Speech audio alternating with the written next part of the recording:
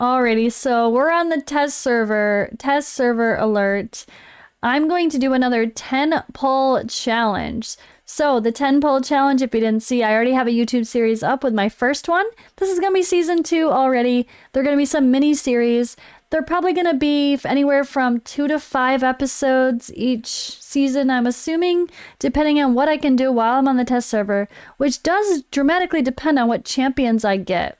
Now, this is something fun to see. What can we do with a bunch of random ass rares, as I called one of the episodes, plus one of the new champions. Right now, I always get, well, not always. We get test server access when there's new champions out. So what I'm going to do is do a 10 pull of champions.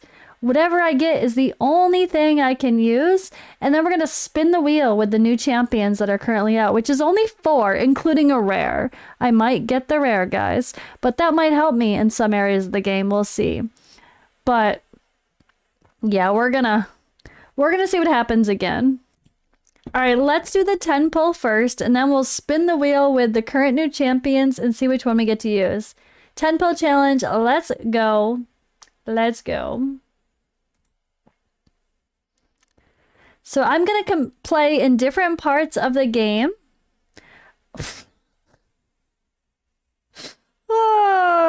Oh god, last time I got really lucky and I got a War Maiden, so I had AoE decreased defense right off the bat, which was really helpful.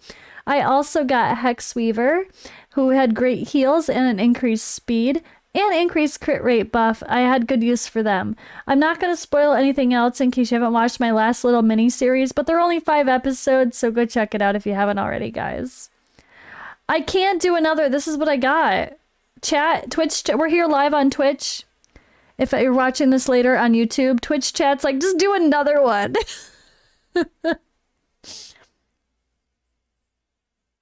Oh, did we actually get a decreased defense champion? I didn't even look yet. I haven't registered the new champions in my mind yet. I'm like, last time we got lucky. When I laughed at Torture Helm. All right, so let's take a super quick look at each champion. Solaris. Remove a buff. Place shield on him. Single target with a stun. Stout Axeman. Single target. Reflect damage on him. Reflect damage on a random ally. Provoke. Heals this champion. Increase it. Oh. He can increase the duration of debuffs when he's hit. So that might actually end up being needed, especially for Fire Knight. Reflect damage is actually quite helpful there. Beast Wrestler. An A hitter. An A1 with a 2 hitter. Cannot be revived. And a passive. Okay, I don't think I'm using you, Beast Wrestler. Torture Helm. He does hit really hard, to be fair.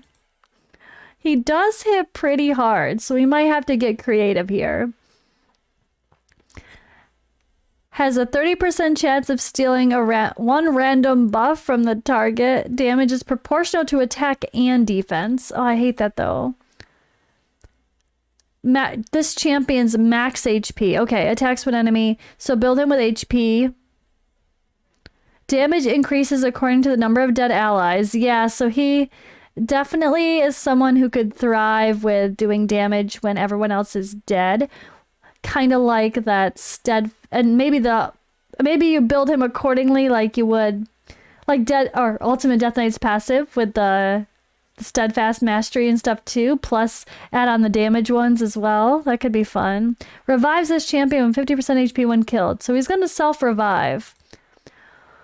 Okay, we might have to get weird with that one.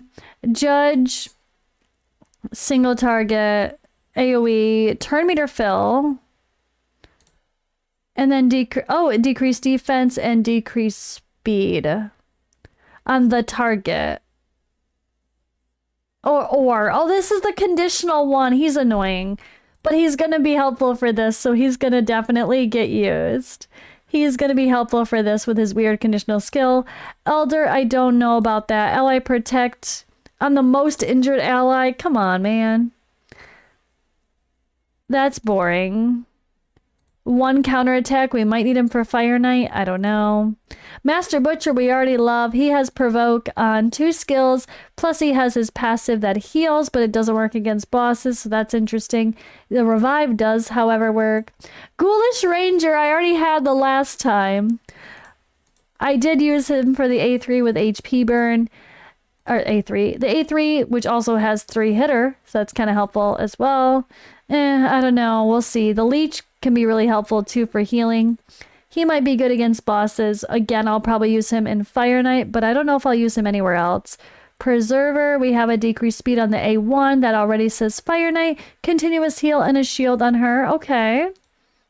Ulti on herself, though, she's selfish. And then, yeah, here we go again with the useless A3s. Or the selfish champions that only help themselves and not everybody else. But this A2, it does have a 2-hitter at least for maybe Fire Knight. I might have to be desperate and use that. Although we are going to have no turn meter control. So if you guys watched the last one, you'll know that my luck is not going to be very good for Fire Knight. Because where's our turn meter on our A1? It's not happening. We're going to have to cheat and use some other champions again maybe. But we'll get as far as we can, right? He hits really hard. So yes, Ogren Jaller is one of... I remember he's one of the hardest hitting single target rares in the game. Or maybe the hardest hitting single target rare in the game at one point. He actually smacks. So he might be the one who gets my Trunda gear this time. Last time someone a bit unexpected got that, but... I definitely remember this name being mentioned very highly for some surprising multipliers, but we can look all that up on hellhades.com. Last time I made a spreadsheet and listed all of their skills with what debuffs or buffs they had and multipliers. So I kind of had in my head who I was going to use for everything ahead of time. But this is all we can use, so I am going to take a screenshot of this. But we have one more thing to figure out. Which new champion can I use as well? So let's get the spinner ready and see what I get. All right, here we go. We got the new champions. We have a rare, an epic, the fusion, who would actually be really good on something like this. And we have Fortis, who has absolutely terrible multipliers and is gonna probably be pretty useless. Even in this competition, I don't know that I'd be excited for this champion based on the way they kind of required fear, and it's a hot mess. Okay. Please give me... I don't even know what... I think I just want the fusion because it's the fusion. Hey, we got the fusion again. We got Mighty Uko last time. So I'm forced to use the fusion in all content. I like it. They're probably the best option here, to be fair. Last time I got Mighty Uko too. Maybe I just say we use the fusion every time. If this is what's happening, maybe we should just use the fusion every time. All right, well, that's who we're going to be using. What the hell are we gonna do? Are we gonna do Are we gonna do all the things? Dragon, Fire Knight, Spider, Clan Boss? Maybe we're not doing Hydra. Maybe we're not doing Hydra. Are we? No, we're probably not. But we're gonna do some stuff, and I'm gonna try to make the rest of the videos pretty quick compared to last time, and try to show less of the actual runs and just... I don't know. It's hard to do a balance of both, of like being educational and talking about things, and trying to make the videos quick, right? It's super hard.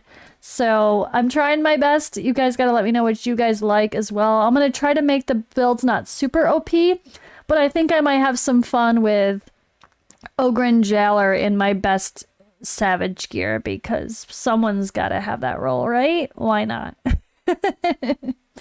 Wish me luck.